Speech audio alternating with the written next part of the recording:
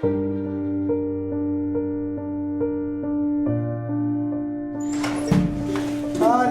بدك هدول الاولاد شو بدك فيهم؟ ناخذها جداد وناخذها. هذا بيبي صغير بيبي صغير.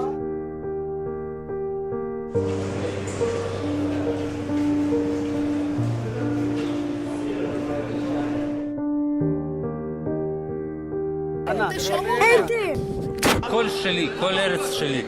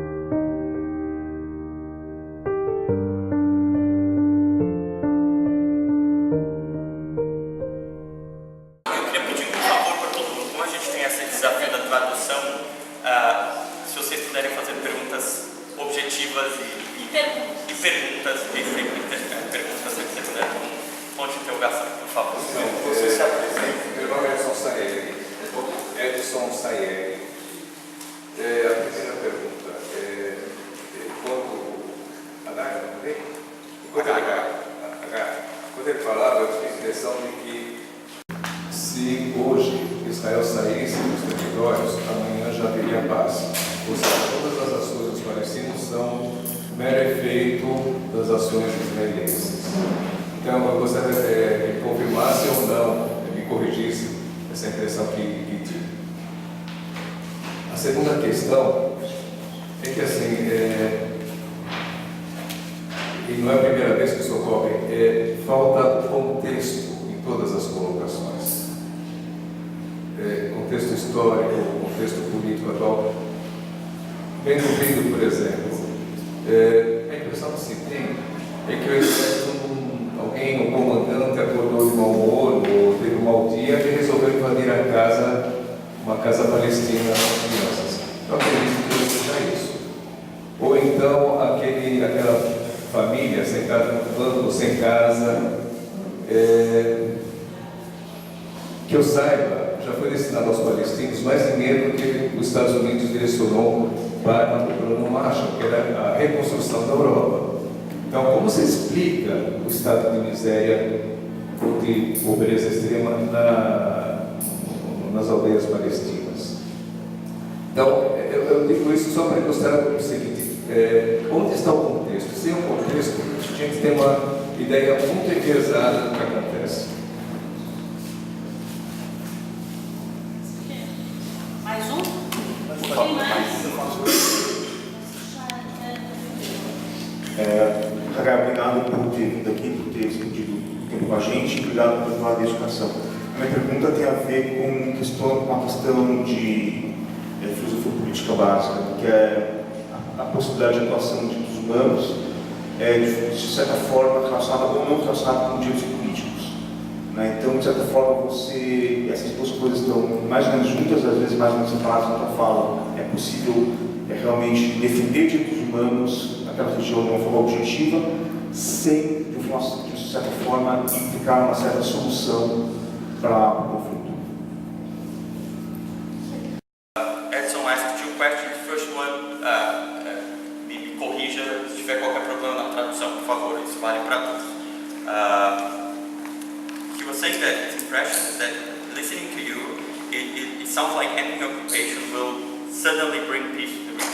And he was asking if this is really the case. I mean, all the problems of the Palestinians will be solved and there will be peace in the region as soon as we finish occupation. The second question, he was asking where's the context, both historical and political context. He was saying, I think that in your speak, context is lacking, and he shared his impression that every time you talked about occupation, it seemed that the army was invading homes and villages without any reason, or simply due to the bad mood of a soldier, of a general, of a military member.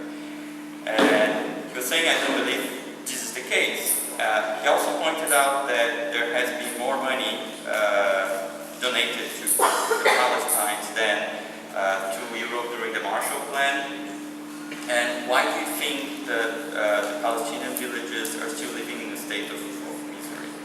The third question that Charles asked was a bit more complex than I will formulate now, Charles, but basically he was saying, well, thank you for coming here, but he also said he would ask a question of basic political philosophy. So what's the possibility of objectively defending human rights without finding a political solution? In certain ways, the extent that we can fight for human rights, and this fight is not entailed with the fight for political rights. If you can defend human rights and not be implicated in a certain political solution for the conflict. Good. These were all excellent questions. So let me take the next 3 hours to answer them in a concise way. So first, we are not, as I said, we are not a peace organization, and we are not focused on a specific political solution.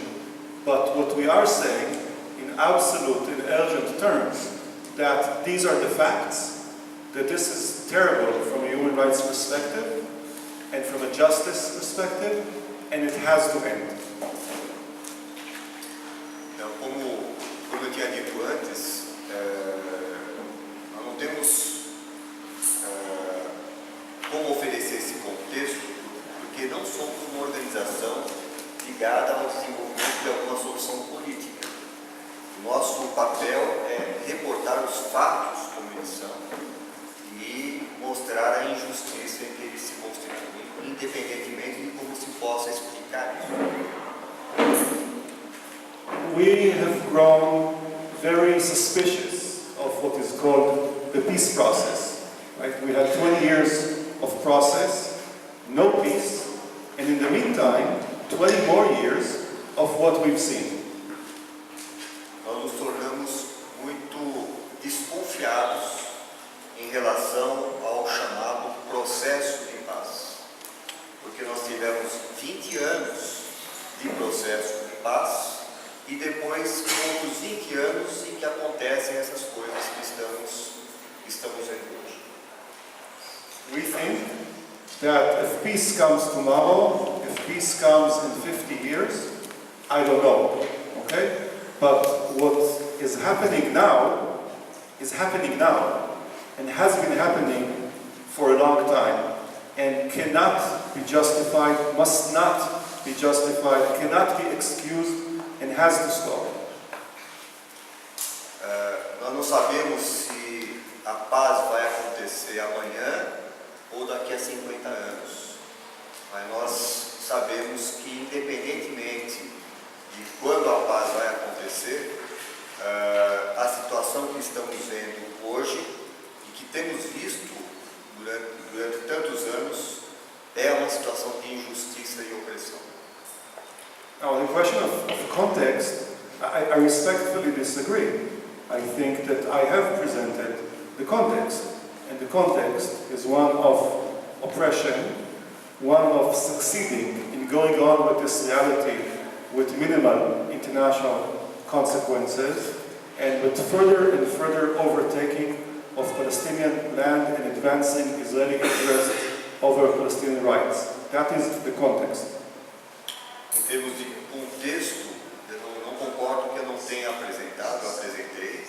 É um contexto em que não há nenhuma ação internacional para interromper esse processo de opressão e que isso acontece ao longo de um processo em que Israel vai tomando progressivamente mais terra do que os palestinos.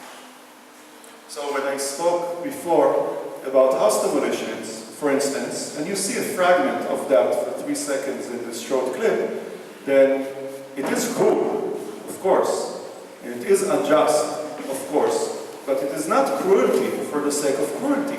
as I said, it is part of a political project that is aimed to displace Palestinians so that Israel can build settlements.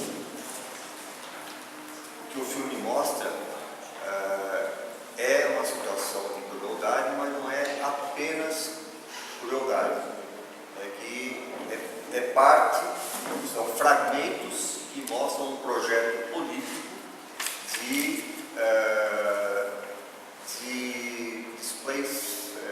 deslocar palestinos de suas terras para facilitar a construção de assentamentos. And what you saw in the clip, another 5 seconds of soldiers entering a Palestinian home in the middle of the night, then yes, it is cruel and it is unjust, but it's not done for the sake of cruelty. It is done for the sake of the ability of us to rule them. It is part of the system of oppression.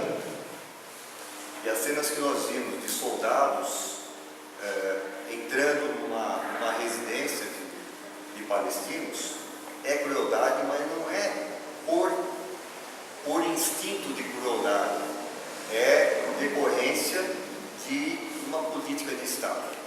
And just to be absolutely clear, so everyone knows the background, the family that those soldiers entered its home, it's just like, one family, one night. This is happening, all the time, all over the West Bank. And this is not a family that is a suspect of anything. There is no court search warrant or anything. The rule, the reality of military occupation is one in which almost any Israeli soldier can enter almost any Palestinian home anytime. You don't need probable cause, you don't need suspicion, you don't need court supervision. Like, that is the reality of military rule. A família que nós vimos no filme não é uma família suspeita. Aquele incidente. Não sabemos. Como? Não Não sabemos se é uma família suspeita. É uma coisa que acontece continuamente, todos os dias, e perdi uma parte. Eu acho importante, inclusive, porque o que vocês estão dizendo, ele deixou bastante claro que não havia nenhuma suspeita, não há nenhuma ordem judicial que autorize aqueles soldados a entrar naquela casa. E o que ele está dizendo é que a realidade dessa ocupação militar ela ocorre à margem de qualquer supervisão judicial. Ela não depende de nenhuma supervisão judicial ou ordem judicial. Os soldados em territórios ocupados têm autorização para entrar em qualquer casa de Palestina. Quase todos os soldados têm autorização para entrar em quase qualquer casa. Todas as Obrigado. deve estar tendo mais coisas sobre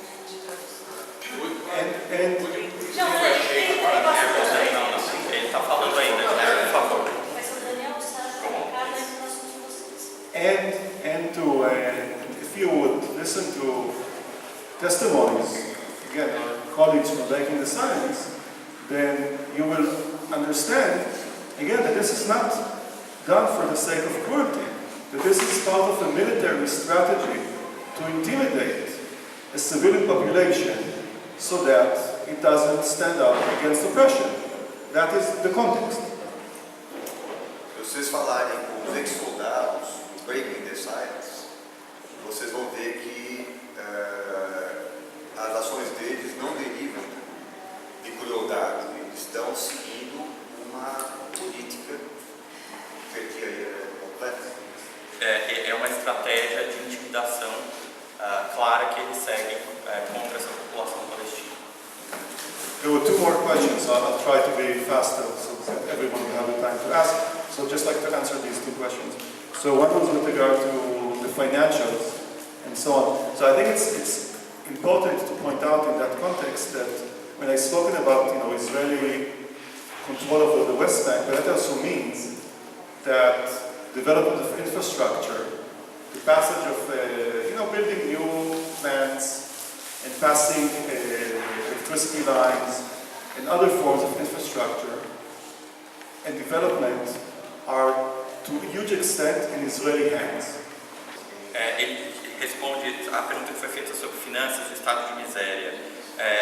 O controle israelense que é realizado sobre sobre o West Bank, sobre a Cisjordânia, também significa na prática que todo desenvolvimento de infraestrutura, então linhas de energia, né, todo o material que precisa passar, né, para chegar nessas regiões, mas também os projetos de desenvolvimento dessa região são absolutamente controlados por Israel.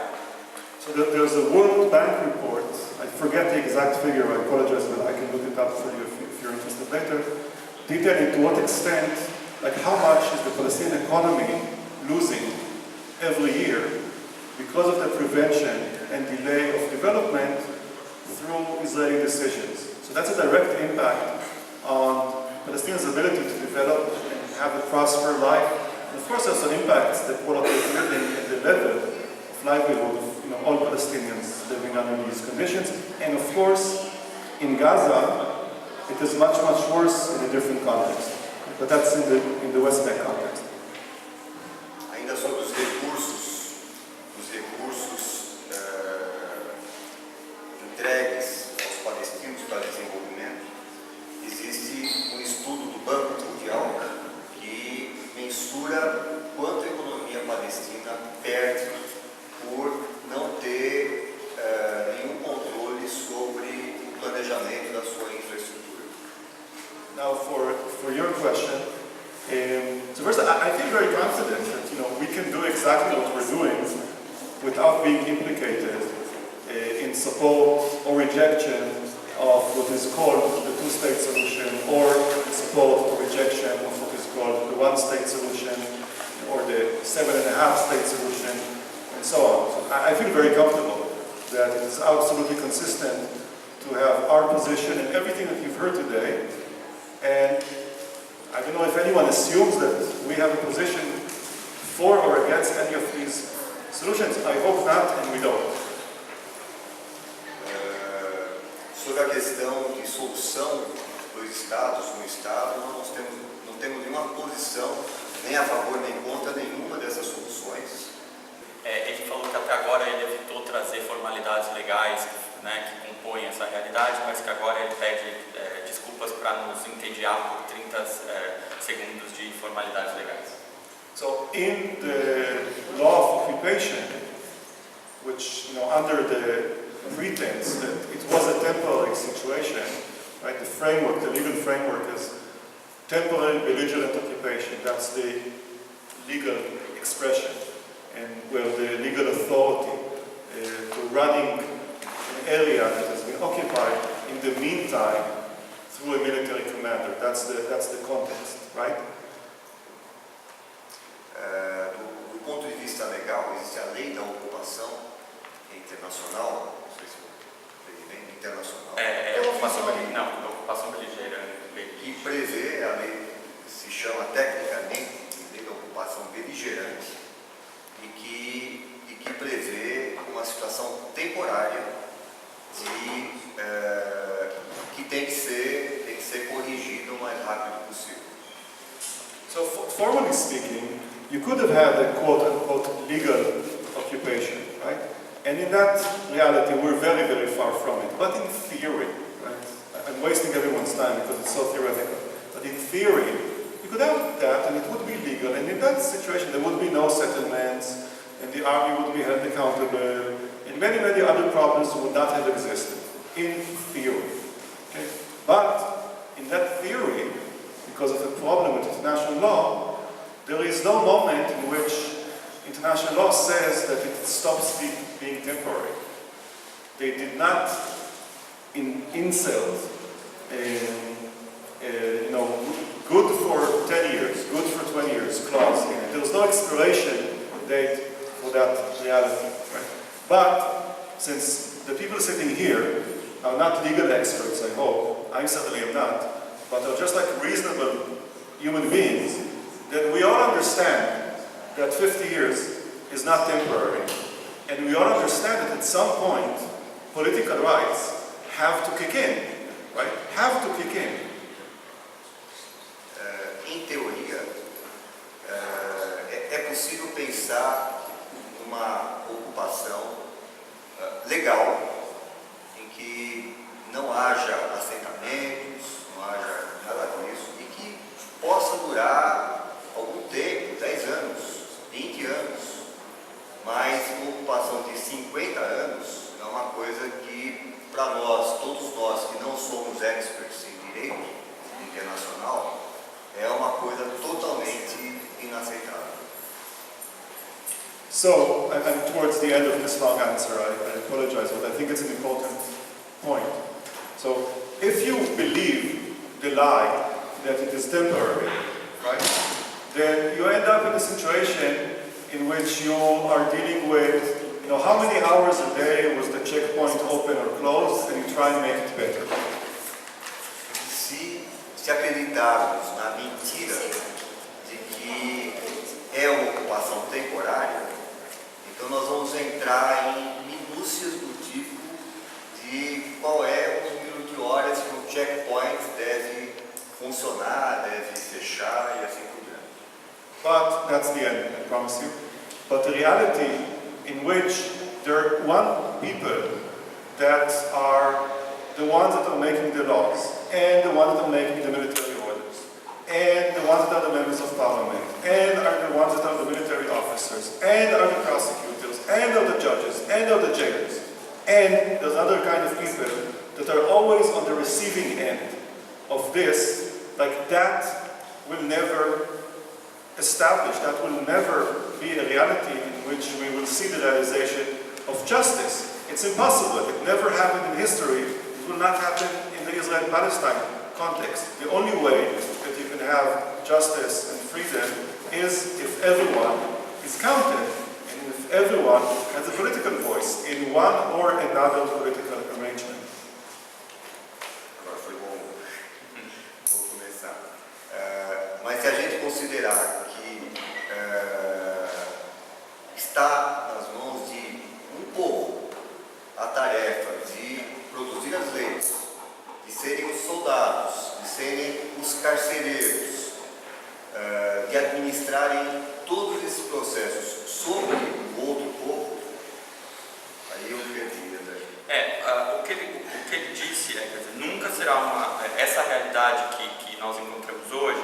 A gente pensa, de um lado, todo mundo que faz essa ocupação acontecer, as pessoas que passam as leis, as pessoas que passam as ordens militares, parlamentares, juízes, promotores, os militares. Do outro lado, as pessoas que sofrem as consequências disso, essa não pode ser e nunca será uma realidade em que a gente vai haver justiça. Não pode haver justiça nessa situação.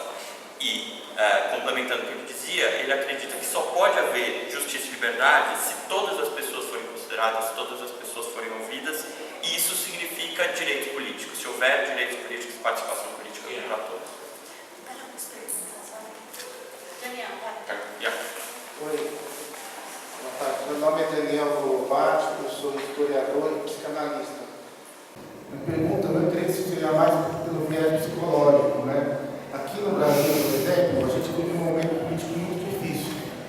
E os brasileiros estão divididos, atacam muito o governo, atacam, enfim, os seus opositores, mas isso não faz com que nós nos sentimos envergonhados de ser brasileiros necessariamente, né?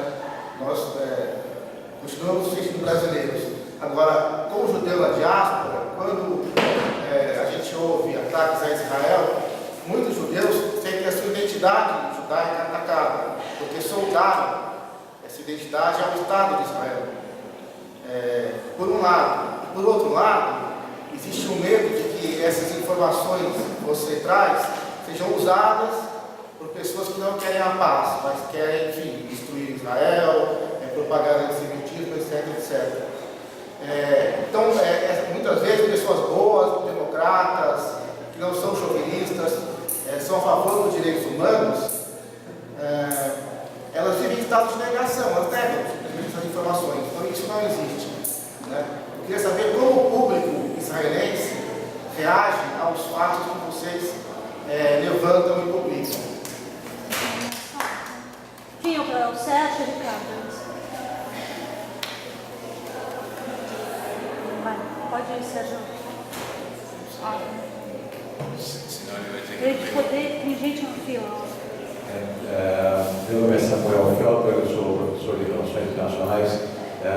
Eu queria pedir que você tentasse abordar uma diferença ou olhar com dois olhares diferentes para essa população palestina que sofre os impactos das ações e as lideranças palestinas que de alguma forma estão envolvidas nesse processo. Eu entendo que a organização de vocês protege ou pretende proteger os direitos da população palestina.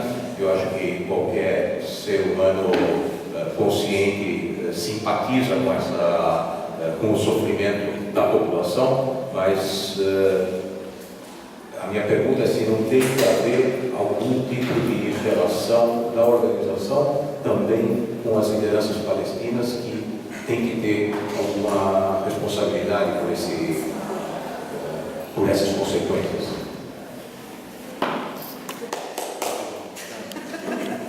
Já responde isso.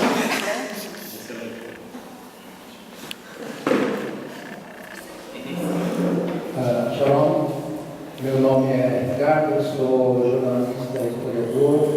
Uma pergunta no contexto histórico bem concreta.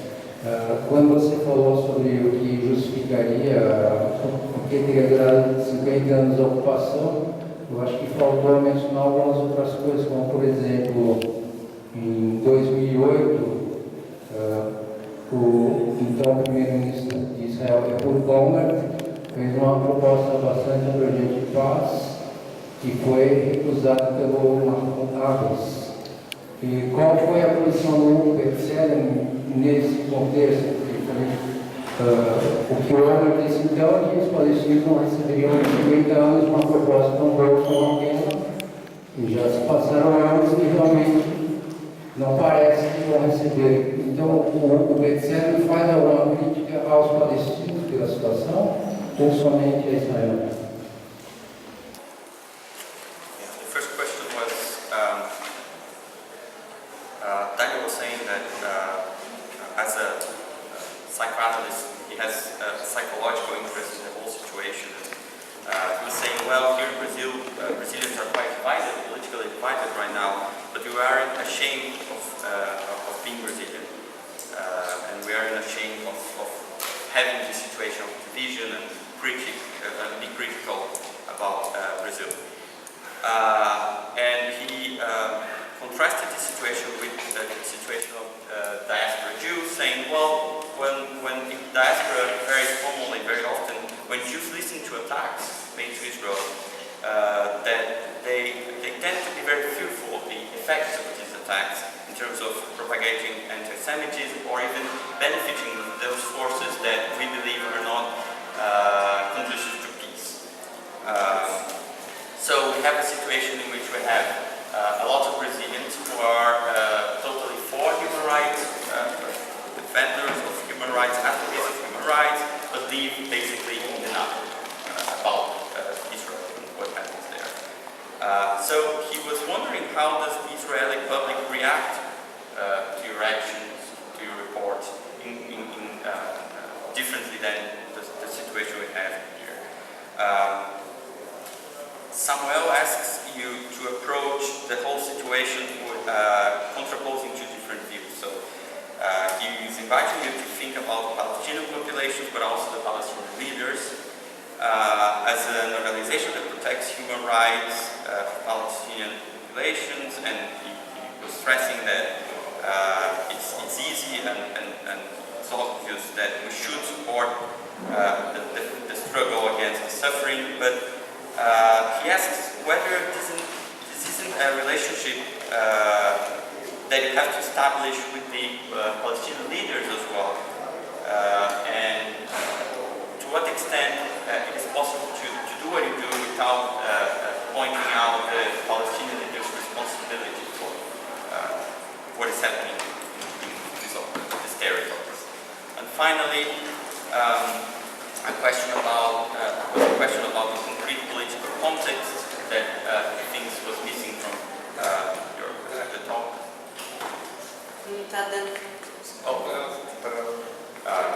But he's listening.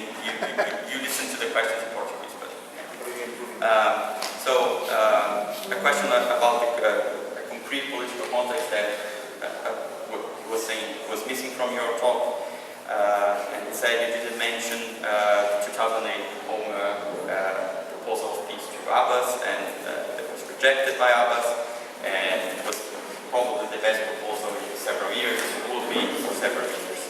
So what was Betzelen's position at that point, and what it is Betzelen's position now? This is just critical to Israel, or also to the failure of Palestinian leaders to commit to peace? Okay.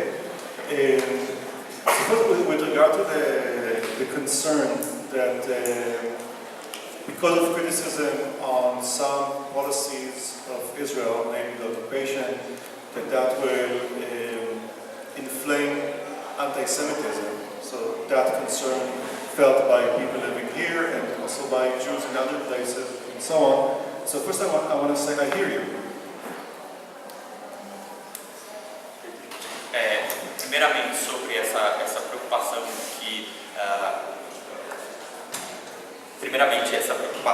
que fazer críticas a Israel possa inflamar o antissemitismo, ele entende essa preocupação.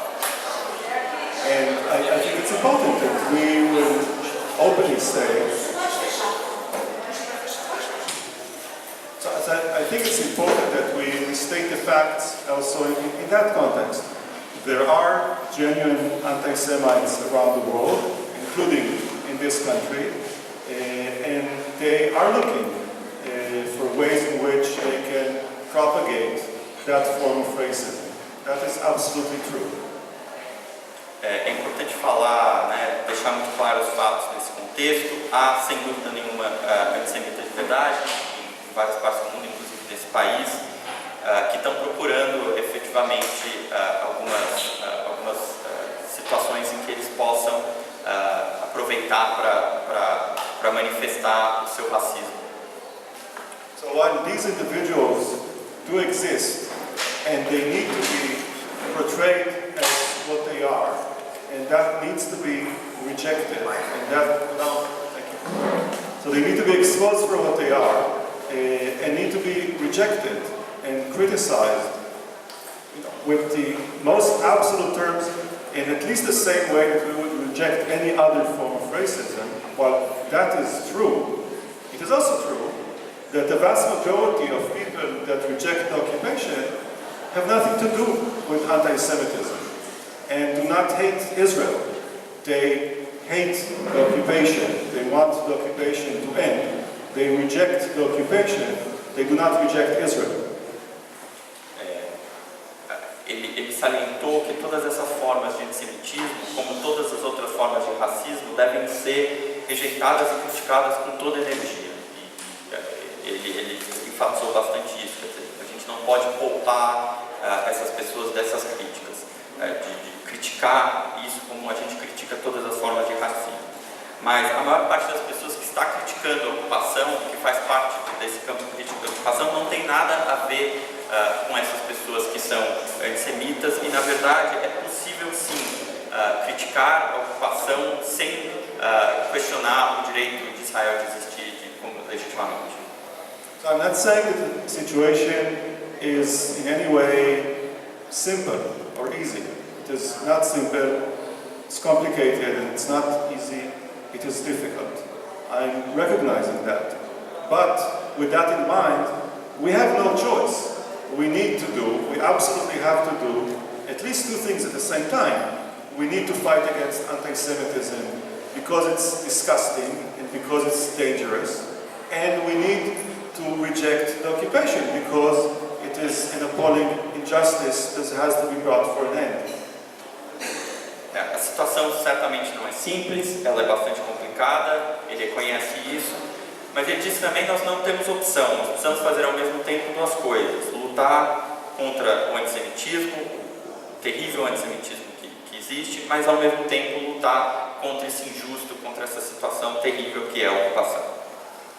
Now, you need to be aware that equating rejection of the occupation, criticism of certain policies of the Israeli government, equating that, which has nothing to do with anti-Semitism, but equating it with anti-Semitism is a silencing strategy that is being used by the Israeli government.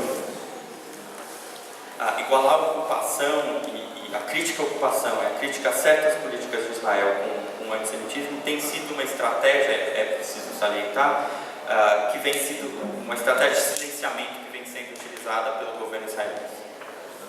And what they're doing, they're basically portraying this caricature of anyone that opposes the occupation. Okay? So in that caricature, here are the characters. If you're a Palestinian and you are rejecting the occupation, you must be a terrorist. If you are a Jew living somewhere outside of Israel and you are against the occupation, you must be a self-hating Jew. If you are an international rejecting the occupation, you must be an anti-Semite. And if you're a Jewish Israeli like myself that rejects the occupation, then I must be a traitor. Right? That's the caricature.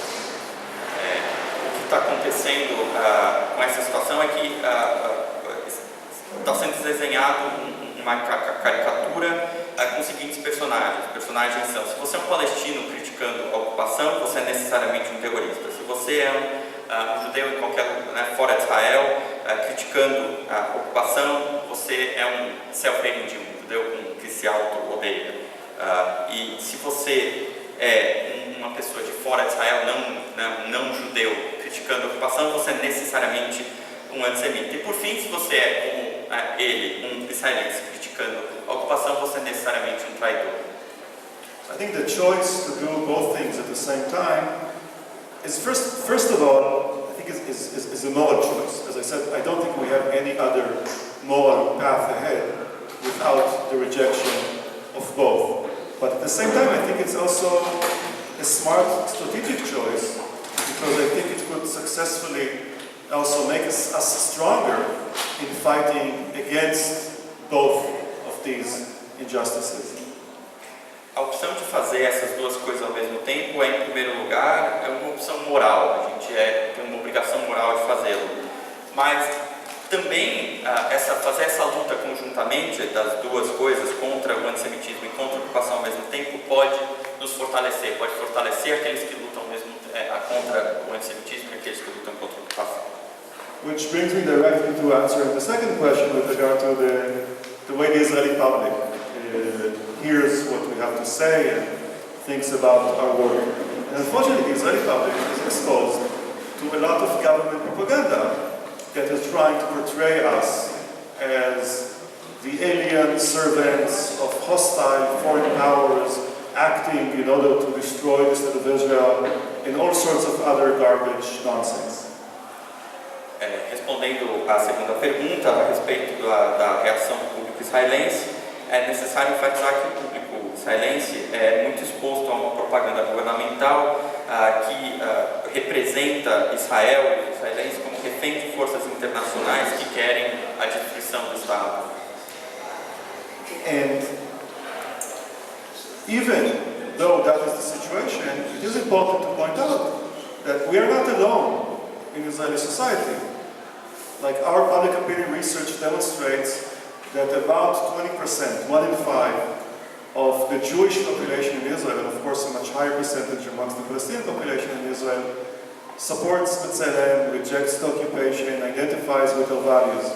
20% is a significant minority.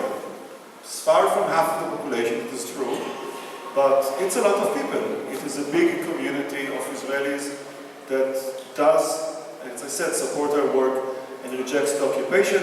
It's important to remember, even though times are difficult and pessimistic and not necessarily getting better, still that base of support that we have in Israeli society has not been eroded in recent years. Mesmo assim, mesmo com essa realidade, B'Tselem não está sozinho em Israel. Existem pesquisas de opinião pública mostrando que 1 em 5, ou seja, 20% da população israelense, apoia as ações da organização. É uma minoria considerável, não é uma maioria, mas ainda assim é uma minoria considerável que apoia a B'Tselem. E ele também disse ao final que, ainda que nós tendamos a ser bastante pessimistas com as transformações políticas no mundo, a base de apoio tradicional do B'Tselem não se alterou nesses anos todos, continua por volta de 20%. Now, to the the last two questions, I'll combine my answer to both. First, of course, everyone has agency. The Israeli leadership has agency, the Palestinian leadership has agency. Of course that is the case. But as I hope everyone has heard carefully, I did not pass any criticism or support with regard to the successful failure of the quote-unquote peace process on any of the two sides. That is not our business, that is not what we do. But the failure, if you want to call it that, or the success, if you want to call it that, of the peace process, what we are saying cannot be an excuse or a justification to extend the human rights violations that we have been seeing. Now, sometimes people say, let's not focus on human rights now, because this is the peak of negotiations. Let's focus on that. So, just 6 more months, right? Another 9 months, and until everything is going to be settled, right? Let's put the peace process in the front seat and human rights in the back seat. And first, I think from a moral perspective, human rights always need to be in the front seat. But it's not just morality. As I said, it has been 20 years of peace process. And the context of that process for Palestinians living on the receiving end of this reality has been 20 more years of settlement expansion and of displacements and of killings and of impunity and of home demolitions and a decade of blockade on Gaza, and I could go on and on and on and on and on. So we should not let ourselves be hijacked by the question, the endless question, which becomes often an endless excuse of the success or not of the peace process. What we have been talking about, the reality of human rights violations, is not justified by security, is not happening in the context of supporting or not supporting a non-existent peace process, is a blatant injustice, is creating also more facts on the ground that are contributing to more hatred and suspicion between the two peoples. That is also true. But from an essential moral perspective, must not be allowed to go on. May I elaborate on the answer specific? Posso só traduzir depois? Acho que é importante. As duas últimas perguntas, as últimas duas questões, ele disse que ia reuni-las numa resposta única. Em primeiro lugar, ele disse que todo mundo tem agência. Os palestinos têm agência, eles podem agir, os israelenses também podem agir. E é necessário enfatizar que, ao longo da fala, ele disse: eu não apoiei, eu critiquei nenhuma dessas agências, eu não apoiei, eu critiquei o processo de paz, nenhum dos dois lados. E Bertzeller não faz isso, ele diz. Agora, o que ele coloca é que o fracasso ou sucesso desse processo de paz não pode ser utilizado para justificar as constantes violações de direitos humanos, que normalmente, inclusive, durante negociações de paz, ele coloca, muitas pessoas envolvidas alegam que é necessário focar na discussão da negociação de paz e não focar nas questões das violações de direitos humanos, e pedem: olha, não, vamos esperar mais 6, mais 9 meses, a paz acontecer, a paz chegar, primeiro viria a paz e depois viria o fim das violações de direitos humanos. Agora, além de uma obrigação moral de reagir a essas violações, o processo de paz está aí há 20 anos, são 20 anos de mortes, de ocupação, são 10 anos de cerco a Gaza e a paz ainda não veio. Então ele acha que é legítimo, sim, e ele acredita que mais que legítimo é estratégico colocar a discussão em torno dos direitos humanos, das violações de direitos humanos, à frente do processo de paz.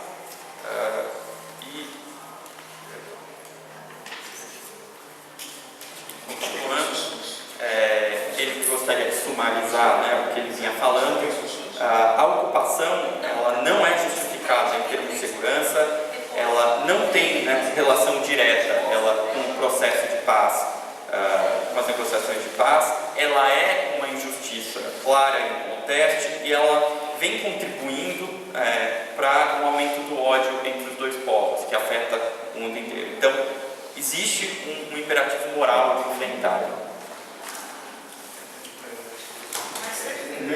before we continue, just like a gender-based perspective, about a third of the audience are women. So maybe let's have a round of question now, not from the men, and then continue. Ele pediu que, considerando que, de uma perspectiva de gênero, considerando que nós temos um terço da audiência de mulheres, ele pediria se a gente pudesse ter uma rodada de perguntas com mulheres.